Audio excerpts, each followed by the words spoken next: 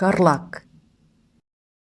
Жаппай саяси қуғын-сүргін КСРО-да 1920 жылдардың соңында, 1950 жылдардың басында жүргізілген.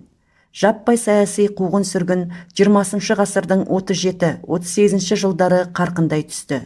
Елімізде Мәскеуден басқаратын НКВД лагерлерінің бас басқармасы ГУЛАГ деп аталатын үлкен концлагерлер желісі құрылды.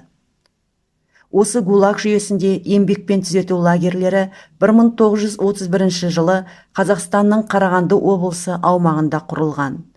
Ол 1931-1959 жылдар аралығында ең ірі еңбекпен түзеу лагерлерінің бірі болған. Карлаг ұйымының негізгі мақсаттарының бірі орталық Қазақстанның дамып келе жатқан көмір және металлургиялық өнеркәсібі үшін ірі азық-түлік және өндірістік базаны, Қарағанды көмір бассейнін, Жезқазған және Балқаш мыс қорыту зауыттарын құру болды. Бұл лагерге халық жауы деп сотталған қазақ, неміс, орыс, румын, венгер, поляк, беларусь, еврей, шешен, ингуш, француз, грузин, қырғыз, украин, жапон, фин, латын, эстон халықтарының өкілдері болды. Олардың ішінде атақты адамдар да, бай кулактар да көп болды.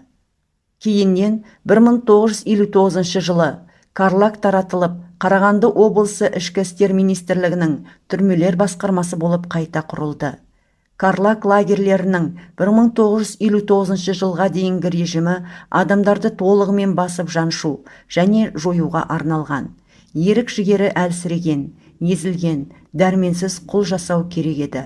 Олар түрмеде жарма жеп, ағаш төсектерде ұйықтап, негізінен мал шаруашылығында, өнеркәсіп, металл, ағаш өңдеу, құрылыс материалдары, шыны өндірісі, қант шығару зауыттарында, көмір шахталарында және басқа да өндіріс алаңдарында жұмыс істеген. Тұтқындардың адам төзгісіз жағдайда өмір сүргендігін мұрағат қорындағы құжаттар мен естеліктер дәлелдейді. 1989 жылы Теміртау қаласындағы Кармет комбинат ардагері лагерлік нөмірі СС 466 болған Тайхрем деген зейнеткер өз естелігінде былай дейді. 1942 жылғы 2 мамырдағы КСРО НКВД жанындағы ерекше жиналыстың номер 7500 хаттамасына сәйкес маған қарсы айғақтардың, барлау деректерінің, менің шпион болғанымды дәлелдейтін заттық айғақтардың болмауына қарамастан айыптау қорытындысыз, сотсыз мені 8 жылға соттап, лагерге отырғызды. Мен үкім деген сөзді әдейі қолданбай отырмын. Маған олардың істегендерін үкім деп те айта алмаймын. Өйткені үкімді тек сот қана шығара алады. Әрі тек заңды негізде. Ал мұнда нағыз озбырлық, заңсыздықтар болды. Мені 1949 жылдың тамыз айының соңында Қарағанды қаласының 16-шы түрмесінен босатты. Мен бұл түрмеге Карлагтан келген едім. Түрмеден 2 қарауылдың сүйемелдеуімен мені комендатураның бақылауымен Теміртауға мәңгілік қоныстандыруға айдауға әкелді. Комендант Смирновқа әр 10 күн сайын, яғни айына 3 рет, 1957 жылға дейін 8 жыл бойы тіркелу үшін баруға міндетті болдым. Мен айдауда болғандықтан, қала сыртына 3 шақырымнан астам жерге баруға құқығым жоқ еді. Бұл туралы маған жазбаша түрде қатаң ескертілді. Осы 3 шақырымнан әрі кетсем, мені қашып кетті деген айыппен 20 жылға ауыр жұмысқа жегеді. Мен бостандығымды шектейтін құжатқа қол қойдым. Менде және менімен бірге босатылған басқа да саяси тұтқындар төлқұжатта, ақша да, жаңа киім де алған жоқпыз. Бізге төлқұжаттың орнына бір жапырақ қағаз анықтама берді. Оның артқы жағына айдау орнында болғанымызды комендант айына 3 рет белгілеп, 4 бұрыштар сызып, күнімен қолын қояды. Онсыз төлқұжат деп аталатын куәлік жарамсыз деп танылды. Лагер формасының 3 жерінде, бас киімнің алдыңғы жағында, шалбар балағының оң аяғында және арқа жағында белгіленген ісі 466 деген лагер нөмірім нысана болды. Қашқан кезде атқыш мүлт кетпес еді. Мен оны тірі тұрғанда ешқашан ұмытпаймын. Ал 1988 жылы Қарағанды облысының Шахтинск қаласында тұрған Зуева орденец Карлагқа келгені туралы былай дейді. Мені Ленинградта тұтқындады. Менің тырнақша ішіндегі қызметтік тізімім шпионаж, террор, диверсия, ұйымдастыруға қатысу, хабар бермеу дегеннен тұрды. Тергеушілермен қандай бос сөз айтып тұрғаныңды түсінбейсің бе деп күресіп бақтым. Олар бәрін түсінді, бірақ қолдан келер амал жоқ. Отырғызу керек қой. Соңында олар 8 жыл түзету еңбек лагерлері туралы хабарлады. Түрмедегі азап пен қорлаудан кейін бұл кезең жұмақтай көрінді. Карлаққа 1939 жылдың 1 желтоқсанында келдік. Жалпы жұмыстарда қолданусыз деген сөз қынжылтты. Бұл аймақтан тыс шығуға болмайды, оқшалау дегенді білдірді. Десек те, сымның арғы жағындағы жұмысқа алынғандардың өмірі оңай болмады. Таңғы 5-те оятып алады. Күні бойы күн астында сусыз жүреді. Айналада бір ағаш жоқ. Қыста далада қатып қалуыңыз мүмкін. Сыртынан қарағанда тұтқындар ерекше көрінді. Тізесінде, арқасында және бас киімінде нөмірлері болды. Менің нөмірім 148176. Менің болашақ күйеуім Михаил Ефимович Зуев орденецті Колымадан алып келгенде, оның нөмірі 179888 болды. Әсіресе соғыс кезінде қиын болды. Еркіндіктен келген адамды бірден оқшаулады. Майдан туралы ешқандай ақпарат тараған жоқ. Сазбен қапталған, қамыстан жасалған барактар, керегелер, шіріген ұнтақ, бітпейтін тексерулер, қылмыскерлердің озбырлығы, өсек аяң, уақыт тоқтап қалғандай болды. 1949 жылы бостандық берілді, бірақ тағы 10 жыл деген қағаз келді. Жалпы сол жылы кім бостандыққа шықса, сол бірден түрмеге жабылатын, немесе автоматты түрде жаңа жаза алатын, сотсыз да, тергеусіз де. Бұл тәжірибе адамдарды үмітсіздікке ұшыратты. Лагер өмірі жеке тұлғаға әсер етті. Ал бұл толық ғылыми негізделген болып шықты. Лагердің әлеумет танушыларының қорытындылары бойынша 10 жыл оқшауда болған адамның сыртқы әлеммен барлық байланыстары үзіліп, туысқандық байланыстарын бұрынғыдай қалпына келтіру іс жүзінде мүмкін емес. Өмірді жаңадан қайта бастау керек. Сосын 10 жылдан кейін бәрі қайталануы мүмкін. Мемлекеттік академиялық үлкен театрдың бишісі Клотильда Крысова менімен бірге отырғаны есімде. Ол босап шыққаннан кейін оны Қарағандыға Михайловский базарында біреулер көрген екен.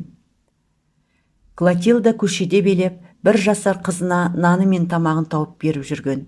Менің де жағдайым жақсы болмады. Босап шыққаннан кейін туған қалам Ленинградқа бардым. Өзімнің лагерге дейінгі алдыңғы өмірім туралы ешқандай құжат таба алмадым. Өмірде мүлде болмаған адам сияқты болдым. Ешқандай тумағанмын, еш жерде оқымағанмын. Ешқандай отбасылық мұралар мен қарапайым фотосуреттер де ештеңе қалмаған екен. Сондықтан мен өз жадымда лагерде алдымнан және жанымнан түсірілген фотосуреттердегідей қалдым. 1989 жылы Ленинград қаласында тұрған Звезда машина жасау зауытының құрастыру бюросының бастығы Гольверт деген азамат өз әкесі туралы былай дейді. Әкем қамауға алынғанда ол мұның рас екеніне сенбеді. Әкем 1937 жылы қуғын сүргінге ұшырап, жазасын өтеу орнына КСРО НКВД-ның Қарағанды еңбекпен түзету лагеріне, яғни Карлаққа бекітіліп, 1943 жылы сол жерде қайтыс болды. Менің әкем Писах Залманович Гольдберг 1898 жылы туған. Жас кезінде Одесса қаласының жауынгерлік халық жасақтарының құрамында болған. 1918 жылы Гетман Скоропадскийдің армиясында қызмет етуден бас тартқаны үшін түрмеге жабылды. Қызыл армияның Одессаға келуімен Екердің 45-ші дивизиясына қосылды. Онда Котовский дивизиясының жауынгері болды. Жараланғандан кейін ол демобилизацияланып, ерлігі үшін атаулы сағатпен марапатталды. Бұл уақытта әке-шешем Ленинградқа көшіп келіп, әкем алдымен Октябрь темір жолында от жағушы болып жұмысқа орналасты, кейін машинист көмекшісі, машинист болды. 1937 жылы әкем тұтқынға алынды. 58-де 10-шы бап бойынша соттады. Әкем бұған да сенбей, анама бұл қателік екенін, олар оны талқылап, босататынын айтты. Бірақ босатпады. Бізді пәтерден қуып жіберді. Ленинград қаласының шетінен бөлме жалдадық. Анамды еш жерде жұмысқа алған жоқ.